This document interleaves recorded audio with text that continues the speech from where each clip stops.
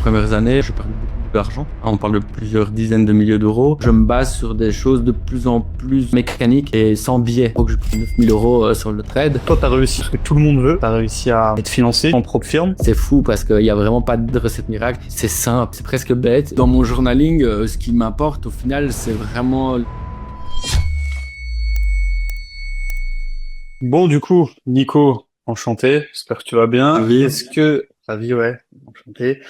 Est-ce que, avant de rentrer directement dans le vif du sujet et qu'on discute un petit peu de ton parcours en trading et qu'on essaie, voilà, un petit peu de prendre un petit peu la valeur que tu peux nous apporter, est-ce que tu peux nous dire un petit peu qu'est-ce que tu faisais avant, un petit peu ton parcours, que qu'il soit entrepreneurial ou pas, et qu'est-ce qui t'a fait un petit peu te mettre dans le trading et rentrer dans ce domaine? Bien sûr, et merci pour l'invite d'ailleurs, Tylène. Moi, je suis spécialisé en investissement immobilier en tant qu'apporteur d'affaires pour des fonds d'investissement, des promoteurs, des développeurs ici à Bruxelles en Belgique.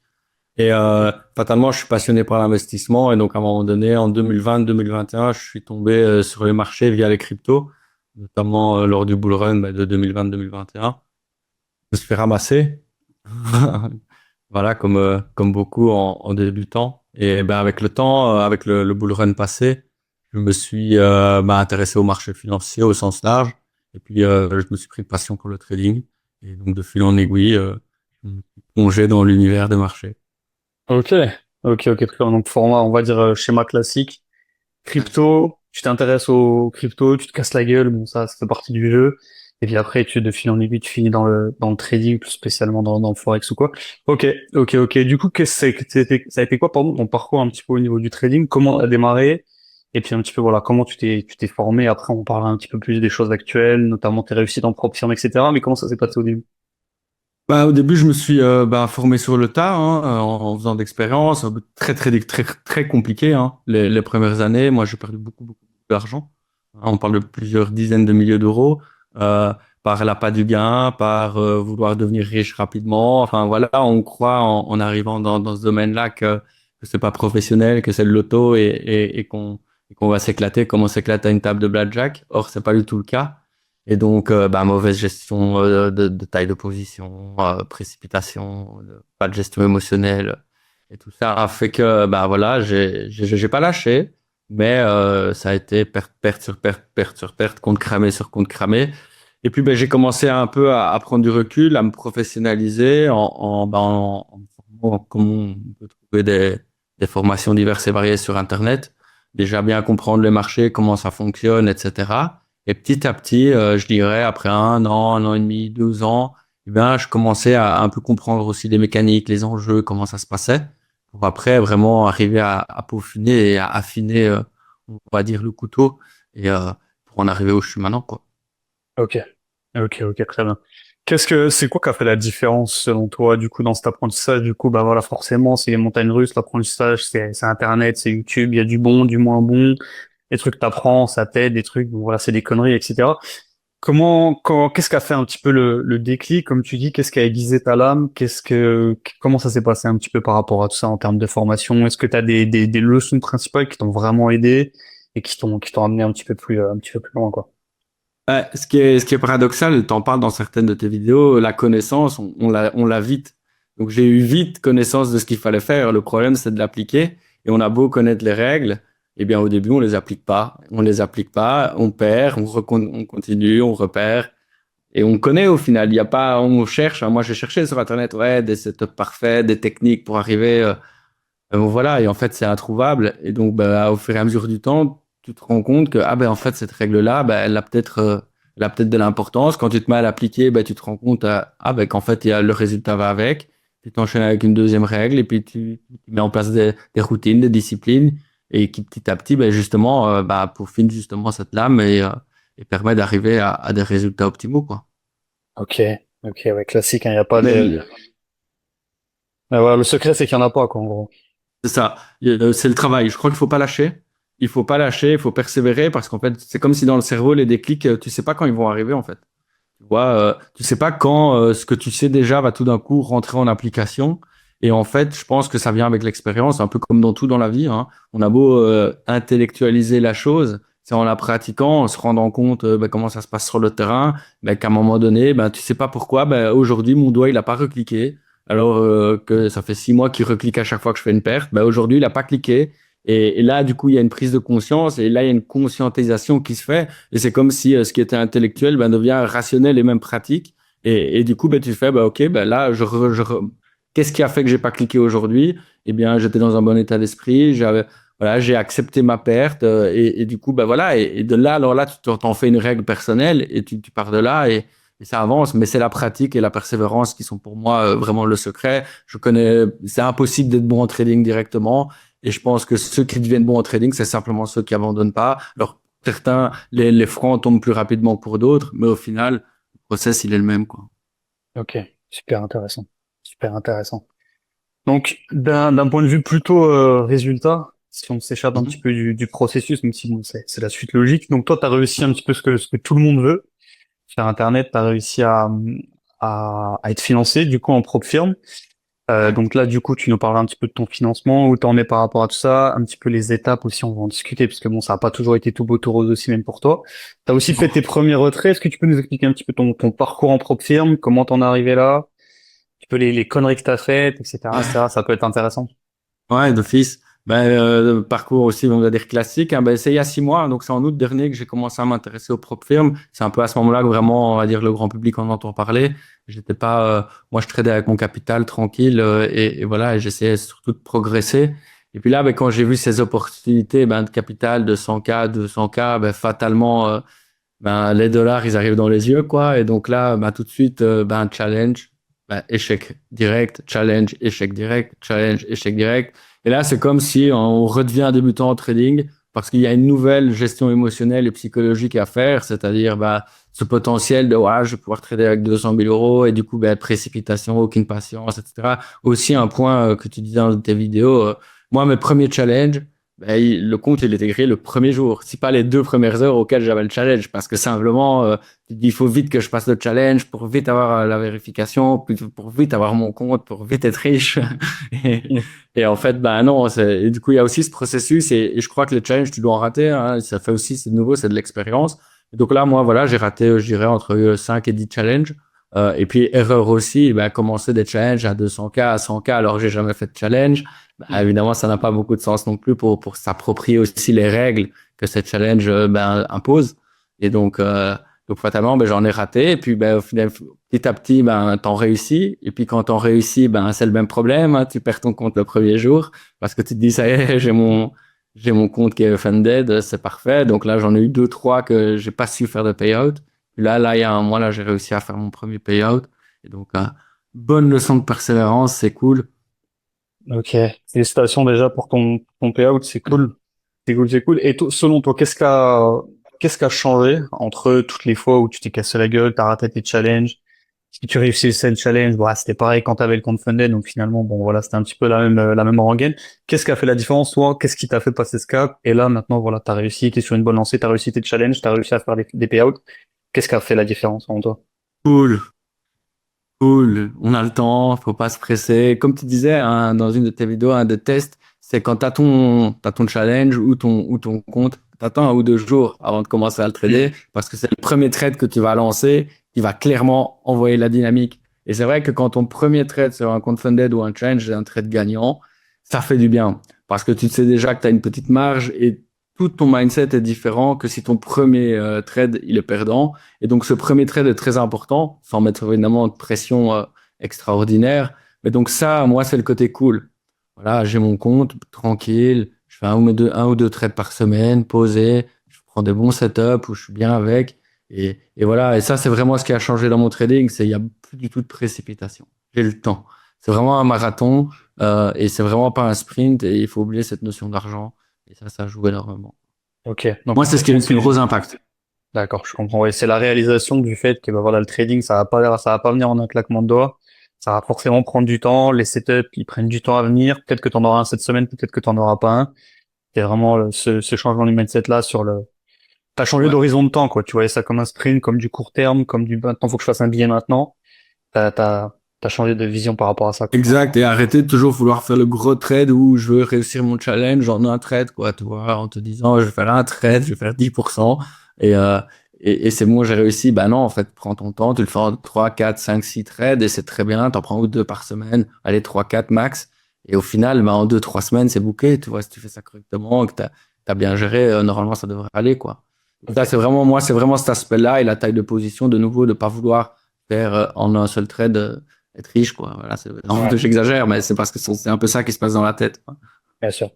Bien sûr, on a vu un petit peu d'un point de vue psycho, qu'est-ce qui a fait le Mhm. déclic, on va dire, que tu sois passé, on va dire, d'un trader, bon, si on simplifie, non rentable à un trader rentable, et d'un point de vue plus technique, d'un point de vue plus plan de trading, est-ce que tu as fait des ajustements? Est-ce qu'il y a des choses majeures qu'il y avait dans ton plan de trading que maintenant tu as totalement supprimé? Est-ce qu'il y a ce genre de choses au niveau de ton plan de trading qui ont fait que, bah voilà, tu te sens beaucoup mieux ou tes résultats, ils ont décollé, quoi? Ouais, le côté setup AA+, enfin je prends que les super bons setups, ou sinon je prends pas, j'attends vraiment le bon moment pour rentrer en position. Or, donc c'est vraiment, on va dire, la patience. La patience, et c'est ça que ça résume, et ça m'a apporté, parce qu'en fait, bah voilà, tu te dis, dès que t'es un petit peu trop tôt, ou, bah en fait c'est plus un bon point d'entrée, donc c'est mauvais, donc tu commences déjà en galère dans ton trade. Etc. Donc cette patience-là, elle va aussi un peu avec cette précipitation, hein. Quand tu prends tout ça avec plus de recul et plus de sérénité, et donc l'aspect psychologique, malheureusement, enfin malheureusement et heureusement, a énormément d'impact même sur le plan, parce que ton plan, il a beau être parfait, mais si tu l'entames au mauvais moment, ben il est plus parfait. Et donc voilà, c'est vraiment ça, me focaliser sur les tout bons trades, quitte à justement plus être pressé. J'ai fait des ajustements, je me base sur des choses de plus en plus automatiques, enfin en tout cas mécaniques et sans biais.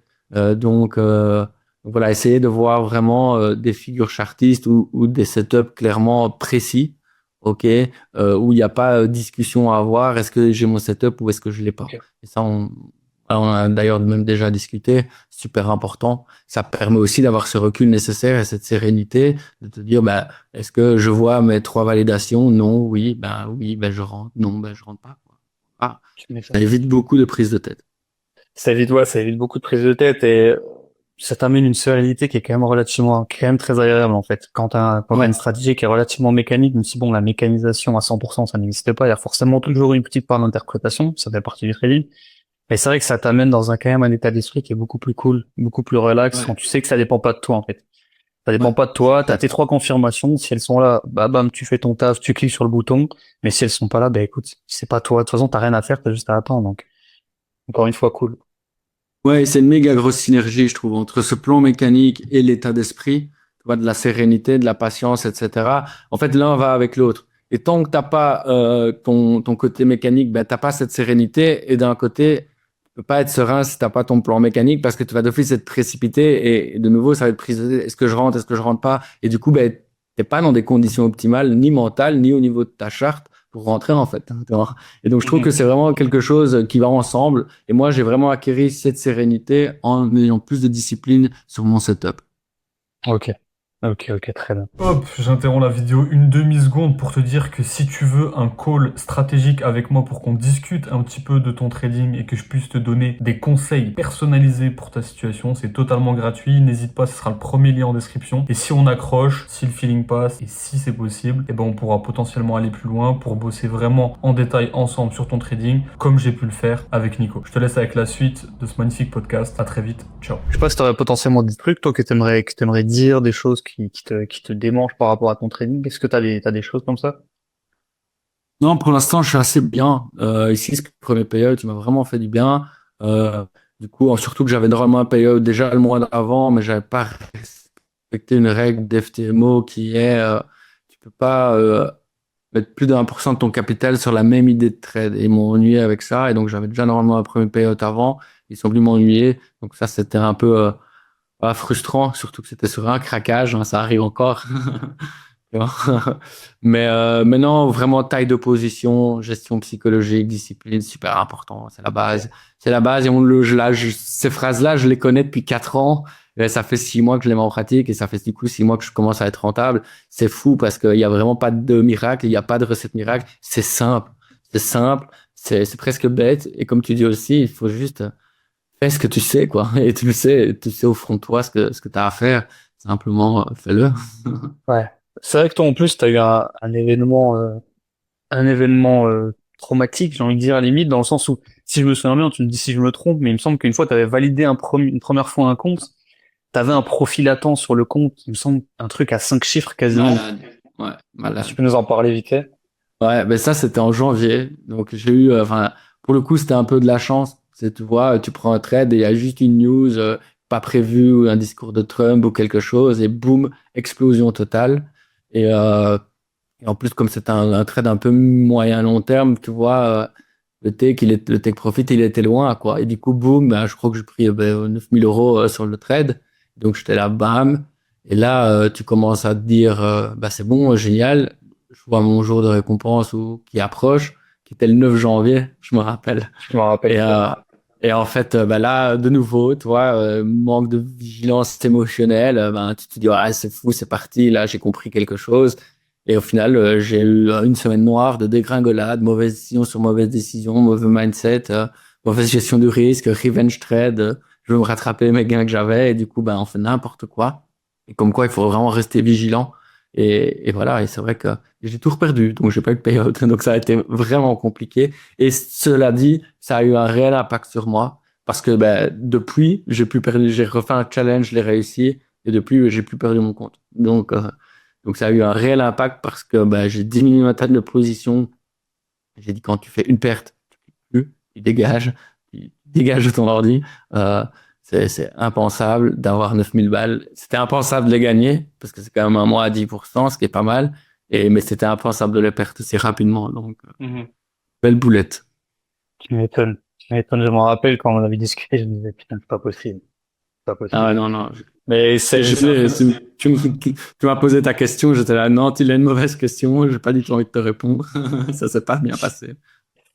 tu m'étonnes. Tu m'étonnes. Mais c'est bien que tu as t'as vraiment, vraiment, vraiment bien rebondi. Et tu sais, tu t'es pas,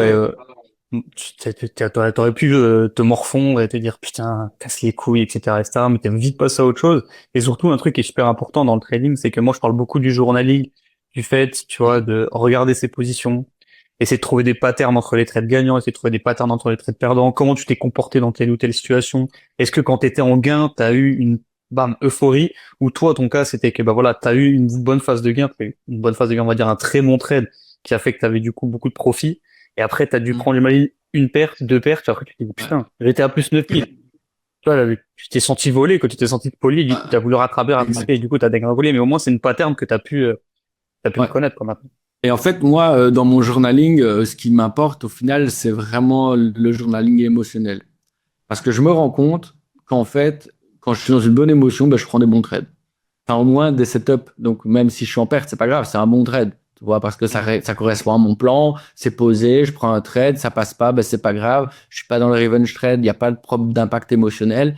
Et dans ce cas-là, je vais dans une bonne configuration. Et c'est quand je suis dans une mauvaise configuration psychologique que je fais n'importe quoi. Et donc, en fait, mon journaling, ce qui m'apporte essentiellement, c'est lié à mes émotions. Et pour te dire, il y a des jours, je me dis, aujourd'hui, c'est mieux, sincèrement, que je n'approche pas les graphiques.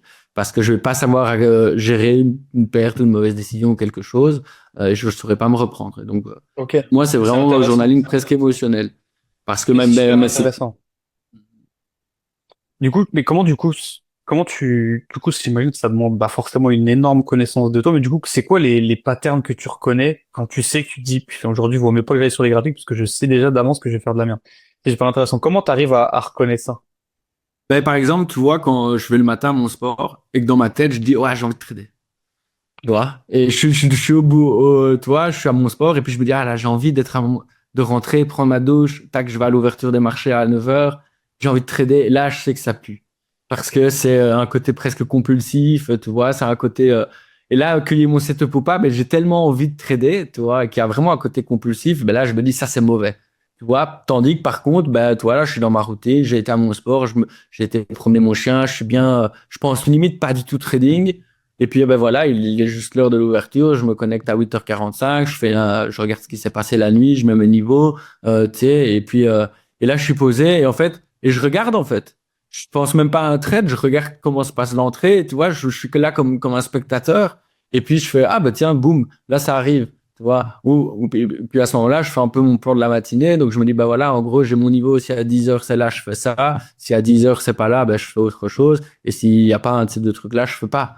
tu vois. Et en fait, c'est planifié, mais en fait, voilà, j'arrive avec de nouveau ce détachement lié au trading, lié au gain, et je suis plutôt dans, voilà, je vais regarder mon activité matinale et comment ça se passe, et en fait, il y a ce recul-là, et là, je sais que je suis dans le bon, quoi. Là, je sais que c'est bien, quoi.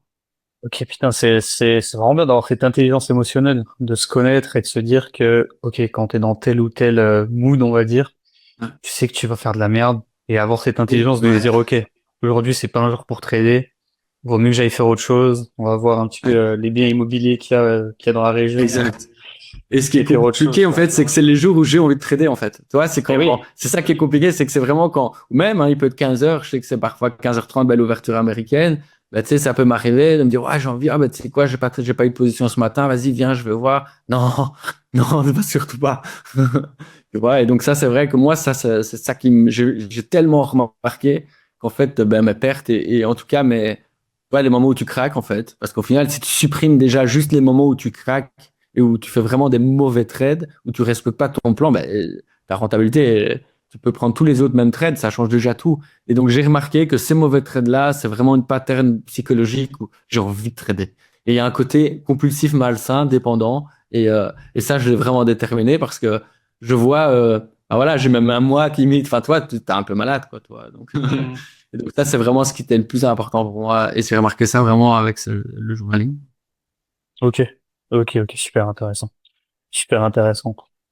Pour finir, est-ce que Ouais. tu aurais une citation, un mantra, un truc que tu te répètes ou un truc qui t'a fait du bien à un moment dans ta carrière de trading? Est-ce que tu auras un truc, voilà, qui t'inspire, qui t'a fait kiffer et que tu voudrais partager par rapport à ton Alors trading? moi, j'ai un mantra qui est pas spécialement lié au trading. Ben, évidemment, au trading, voilà, enfin, voilà, le trading c'est une discipline. Il n'y a rien de particulier à part, ben, évidemment, il faut être en bonne condition avant de trader. Ben, voilà, enfin, bref, moi j'ai un mantra, c'est impose ta chance, serre ton bonheur et va vers ton risque. Je sais pas c'est de qui. J'ai vu une fois cette phrase et j'ai jamais oublié. Impose ta chance, c'est-à-dire que la chance pour moi dans la vie elle se provoque. Hein, c'est toi qui mets des actions et qui va provoquer les opportunités. Serre ton bonheur, c'est-à-dire qu'il faut arriver à se satisfaire de ce que tu as déjà maintenant, de ton moment présent et de ce que tu as accompli. Tu vois, serre le près de toi, ton présent, c'est important, et va vers ton risque. Vas-y, va péter les plafonds de verre, sors de ta zone de confort, et voilà, persévère, discipline, et vas-y, va de l'avant. Et je trouve que c'est quelque chose, une phrase qui est très complète pour arriver à être équilibré, et elle me fait beaucoup de bien. Et je me la répète souvent. Ok. C'est vrai qu'elle a une très belle phrase. Très belle phrase, très belle phrase. Ok, ok. Ben écoute Nico, merci pour tout. Et puis Avec plaisir, merci Styliane, pour ton quand tu partage veux. d'expérience. Et puis voilà, c'était Avec. cool. Merci. Ouais, c'était un vrai plaisir. Merci, Tylène. Porte-toi bien. À bientôt. Merci. Ciao.